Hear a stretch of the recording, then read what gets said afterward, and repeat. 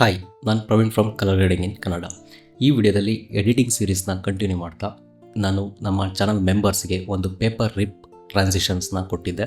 ಹೇಗೆ ಯೂಸ್ ಮಾಡೋದು ಅಂತ ಸ್ವಲ್ಪ ಕನ್ಫ್ಯೂಷನ್ ಆಗ್ತಾ ಇತ್ತು. ಸೊ ಅದಕ್ಕೋಸ್ಕರ ನಾನು ಒಂದು ಟ್ಯುಟೋರಿಯಲ್ ವಿಡಿಯೋ ಹಾಕ್ತಾ ಇದ್ದೀನಿ. ಆ ಪೇಪರ್ ರಿಪ್ ಟ್ರಾನ್ಸಿಷನ್ಸ್ನ ಹೇಗೆ ಯೂಸ್ ಮಾಡ್ಬೋದು ಅಂತ. ಪೇಪರ್ ರಿಪ್ ಟ್ರಾನ್ಸಿಷನ್ಸ್ ಮತ್ತು ವಿಡಿಯೋ ಎಡಿಟಿಂಗ್ ಅಸೆಟ್ಸ್ ಬೇಕು ಅಂದರೆ ನಮ್ಮ ಚಾನಲ್ಗೆ ಆ್ಯಸ್ ಎ ಮೆಂಬರ್ ಆಗಿ ಜಾಯ್ನ್ ಆಗ್ಬೋದು. ನಿಮಗೆ ಅಲ್ಲಿ ಎಲ್ಲ ಥರದ್ದು ವಿಡಿಯೋ ಎಡಿಟಿಂಗ್ ಅಸೆಟ್ಸು ಮತ್ತು ಕಲರ್ ಗ್ರೇಡಿಂಗ್ ಕೋರ್ಸು ಬೇಸಿಕ್ ಲೆವೆಲಿಂದ ಪ್ರಾಕ್ಟೀಸ್ ಕ್ಲಿಪ್ಸು, ಲಟ್ಸು ಎಲ್ಲ ಕೂಡ ಅಲ್ಲಿ ಸಿಗುತ್ತೆ. ವಿಡಿಯೋಗೆ ಬರೋಣ. ಸೊ ಪೇಪರ್ ರಿಪ್ ಟ್ರಾನ್ಸಿಷನ್ಸ್ನ ಡೌನ್ಲೋಡ್ ಮಾಡ್ಕೊಂಡಾದಮೇಲೆ ಎಡಿಟಿಂಗ್ ಟ್ಯಾಬಿಗೆ ಬಂದು ಇಲ್ಲಿ ಒಂದು ಹೋಮ್ ಅಂತ ಬಟನ್ ಇರುತ್ತೆ, ನೀವು ಅಬ್ಸರ್ವ್ ಮಾಡಿರ್ಬೋದು.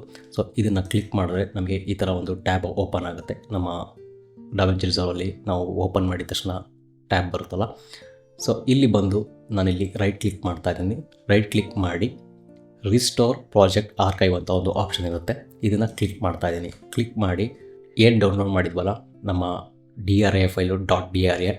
ಸೊ .DRA ಅಂದರೆ ಡಾವಿಂಚಿ ರಿಸಾಲ್ವ್ ಆರ್ಕೈವ್ ಅಂತ, DRP ಅಂತ ಬಂದರೆ ಡಾವಿಂಚಿ ರಿಸಾಲ್ವ್ ಪ್ರಾಜೆಕ್ಟ್ ಫೈಲ್ ಅದು.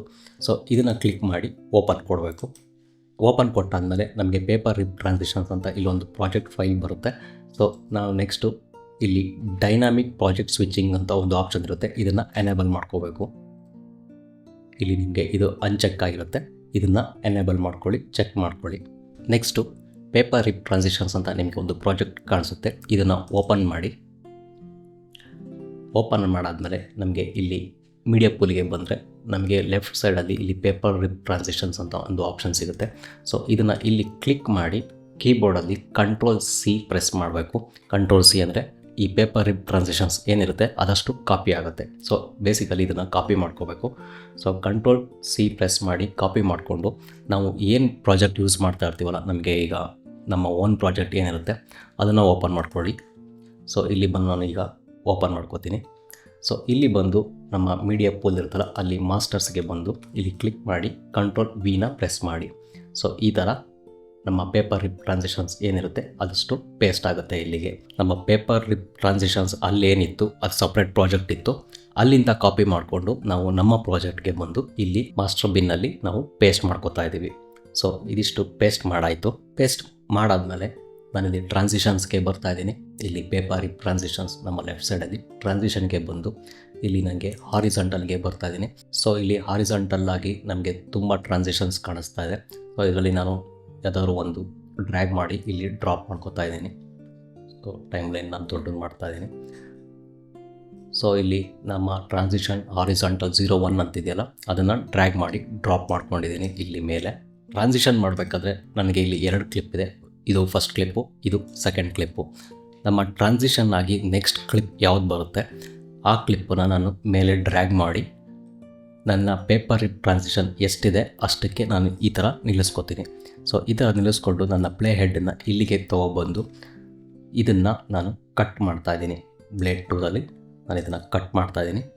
ಕಟ್ ಮಾಡಿ ಈ ಪಾರ್ಟ್ ಏನಿತ್ತು ಅದನ್ನು ಬ್ಯಾಕ್ ಸ್ಪೇಸ್ ಪ್ರೆಸ್ ಮಾಡಿ ನಾನು ಅದನ್ನು ಡಿಲೀಟ್ ಮಾಡ್ಕೋತಾ ಇದ್ದೀನಿ.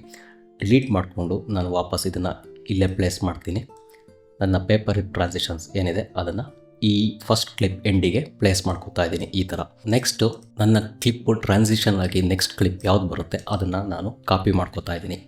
ಸೊ ನೆಕ್ಸ್ಟ್ ಕ್ಲಿಪ್ ಏನಿದೆ ಅದನ್ನು ಕಾಪಿ ಮಾಡ್ಕೊಂಡಿದ್ದೀನಿ, Ctrl+C ಪ್ರೆಸ್ ಮಾಡಿ. ನೆಕ್ಸ್ಟು ಇಲ್ಲಿ ನಮ್ಮ ಲೆಫ್ಟ್ ಸೈಡಿಗೆ ಮತ್ತೆ ಇಲ್ಲಿ ಬಂದಾಗ ಟಾಪಲ್ಲಿ ಪ್ಲೇಸ್ ಹೋಲ್ಡರ್ಸ್ ಅಂತ ಒಂದು ಆಪ್ಷನ್ ಇದೆ, ಕಾಣಿಸ್ತಾ ಇದೆಯಲ್ಲ, ಇಲ್ಲಿ ಪ್ಲೇಸ್ ಹೋಲ್ಡರ್ಸ್ ಅಂತ ಆಪ್ಷನ್ ಇದೆ. ಮತ್ತು ನಾನಿಲ್ಲಿ ಹಾರಿಜಾಂಟಲ್ಗೆ ಬರ್ತಾ ಇದ್ದೀನಿ. ಪ್ಲೇಸ್ ಹೋಲ್ಡರ್ಸಲ್ಲಿ ಹಾರಿಜಾಂಟಲ್ಲು. ಸೊ ನಾನಿಲ್ಲಿ ಟ್ರಾನ್ಸಿಷನಲ್ಲಿ ಹಾರಿಜಾಂಟಲಲ್ಲಿ ನಾನು ಫಸ್ಟ್ ತೊಗೊಂಡಿದ್ದಲ್ಲ, ಅದೇ ಥರ ಪ್ಲೇಸ್ ಹೋಲ್ಡರ್ಸಲ್ಲಿ ಇಲ್ಲಿ ಪ್ಲೇಸ್ ಹೋಲ್ಡರ್ ಫಸ್ಟ್ ಯಾವುದಿದೆ ಅದ್ರ ಮೇಲೆ ಡಬಲ್ ಕ್ಲಿಕ್ ಮಾಡ್ತಾ ಇದ್ದೀನಿ. ಡಬಲ್ ಕ್ಲಿಕ್ ಮಾಡಿದಾಗ ನಮಗೆ ಇನ್ನೊಂದು ಟೈಮ್ ಲೈನ್ ಓಪನ್ ಆಗುತ್ತೆ. ಸೊ ಟೈಮ್ ಲೈನ್ ಓಪನ್ ಆದಾಗ ಇಲ್ಲಿ ಒಂದು ಟೆಕ್ಸ್ಟ್ ಇರುತ್ತೆ, ಆ ಟೆಕ್ಸ್ಟಲ್ಲಿ ನಾನು ಕಾಪಿ ಮಾಡ್ಕೊಂಡಿದ್ದಲ್ಲ ಕ್ಲಿಪ್ ಅದನ್ನು ಪೇಸ್ಟ್ ಮಾಡ್ತಾ ಇದ್ದೀನಿ. ನೋಡಿದ್ವಲ್ಲ, ಈ ಟೆಕ್ಸ್ಟ್ ಏನಿದೆ ಅದನ್ನು ಡಿಲೀಟ್ ಮಾಡಿ ಆ ಪ್ಲೇಸಿಗೆ ನಾನು ಈ ಕ್ಲಿಪ್ಪನ್ನು ನಾನು ಸೆಕೆಂಡ್ ಕ್ಲಿಪ್ ಯಾವುದನ್ನು ಕಾಪಿ ಮಾಡ್ಕೊಂಡಿದ್ನಲ್ಲ ಅದನ್ನು ಪೇಸ್ಟ್ ಮಾಡ್ತಾ ಇದ್ದೀನಿ. ಇಷ್ಟು ಪ್ಲೇಸ್ ಮಾಡಾಯಿತು. ಸೊ ನಮಗೆ ಇಲ್ಲಿ ಕನ್ಫ್ಯೂಷನ್ ಆಗ್ಬೋದು, ನಮ್ಮ ಟೈಮ್ ಲೈನ್ ಹೋಗಿದೆ, ನಮಗೆ ಫಸ್ಟ್ ವರ್ಕ್ ಮಾಡ್ತಿರೋ ಟೈಮ್ ಲೈನು, ನಮ್ಮ ರಿಯಲ್ ಟೈಮ್ ಲೈನ್ ಏನಿತ್ತು ನಮ್ಮ ಪ್ರಾಜೆಕ್ಟು ಅದು ಕಾಣಿಸ್ತಾ ಇಲ್ಲ. ಸೊ ಡಾವಿಂಚಿ ರಿಸಾಲ್ವ್ 20ಅಲ್ಲಿ ಸ್ವಲ್ಪ ಕನ್ಫ್ಯೂಷನ್ ಆಗ್ಬೋದು. ಟೈಮ್ ಲೈನ್ ಅಂದರೆ ಸ್ಟ್ಯಾಕ್ಡ್ ಟೈಮ್ ಲೈನಲ್ಲಿ ಸ್ವಲ್ಪ ಕನ್ಫ್ಯೂಷನ್ ಆಗ್ಬೋದು. ಸ್ಟ್ಯಾಕ್ಡ್ ಟೈಮ್ ಲೈನ್ ಅಂದರೆ ಮಲ್ಟಿಪಲ್ ಟೈಮ್ ಲೈನ್ ನಾವು ಏನು ಯೂಸ್ ಮಾಡ್ತೀವಲ್ಲ ಅದಕ್ಕೆ ಸ್ಟ್ಯಾಕ್ಡ್ ಟೈಮ್ ಲೈನ್ ಅಂತ ಹೇಳ್ತೀವಿ. ಸೊ ಇಲ್ಲಿ ಬಂದು ನಮಗೆ ಇದು ಮತ್ತೆ ನಾವು ವಾಪಸ್ ಹೋಗಬೇಕು ಹಳೆ ಟೈಮ್ ಲೈನಿಗೆ ಅಂತ ಅಂದರೆ ಇಲ್ಲಿ ಬಂದು ನಮ್ಮ ಲೆಫ್ಟ್ ಸೈಡಲ್ಲಿ ಇಲ್ಲಿ ಕಾಣಿಸ್ತಾ ಇದ್ದೀರ, ನನ್ನ ಮೌಸ್ ಕರ್ಸರ್ ಅಬ್ಸರ್ವ್ ಮಾಡ್ತಾ ಇದ್ದೀರಲ್ಲ, ಇಲ್ಲಿ ಬಂದು ಕ್ಲಿಕ್ ಮಾಡಿದ್ರೆ ನಮಗೆ ಡಿಸ್ಪ್ಲೇ ಸ್ಟ್ಯಾಕ್ಡ್ ಟೈಮ್ ಲೈನ್ ಅಂತ ಒಂದು ಆಪ್ಷನ್ ಸಿಗುತ್ತೆ. ಇದ್ರ ಮೇಲೆ ಕ್ಲಿಕ್ ಮಾಡ್ತು ಅಂದರೆ ನಮಗೆ ಇಲ್ಲಿ ಪ್ಲೇಸ್ ಹೋಲ್ಡರ್ H01 ಅಂತ ಬಂದಿದೆ. ನಾವು ಇಲ್ಲಿ ಪ್ಲೇಸ್ ಹೋಲ್ಡರಲ್ಲಿ ಹಾರಿಜಾಂಟಲ್ಗೆ ಬಂದು ಏನು ಡಬಲ್ ಕ್ಲಿಕ್ ಮಾಡಿ ನಾವು ಪೇಸ್ಟ್ ಮಾಡಿದ್ವಲ್ಲ, ಸೊ ಆ ಟೈಮ್ ಲೈನ್ ಇದು. ಸೊ ಇಲ್ಲಿ ಬಂದು ಇಲ್ಲೊಂದು ಆರೋ ಮಾರ್ಕ್ ಕಾಣಿಸ್ತಾ ಇದೆಯಲ್ಲ, ಇಲ್ಲಿ ಕ್ಲಿಕ್ ಮಾಡಿದ್ರೆ ನಮಗೆ time line 1 transition horizontal, transition horizontal 2 ಅಂತ ತೋರಿಸ್ತಾ ಇದೆ. ಸೊ ಇಲ್ಲಿ ನಮ್ಮ ಟೈಮ್ ಲೈನ್ 1 ಏನು ಆಪ್ಷನ್ ಇದೆಯಲ್ಲ, ಇದು ನಮ್ಮ real project time line. So ಅದ್ರ ಮೇಲೆ ಕ್ಲಿಕ್ ಮಾಡ್ತು ಅಂದರೆ ನಮಗೆ ವರ್ಕ್ ಮಾಡ್ತಿದ್ದ ಟೈಮ್ ಲೈನ್ ಓಪನ್ ಆಗುತ್ತೆ.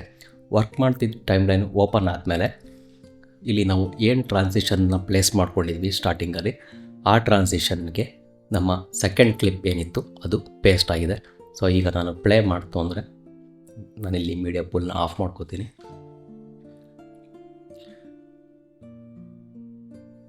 ಸೊ ನನ್ನ ಪೇಪರ್ ರಿಪ್ ಟ್ರಾನ್ಸಿಷನ್ಸು ಈ ಥರ ವರ್ಕ್ ಆಗುತ್ತೆ.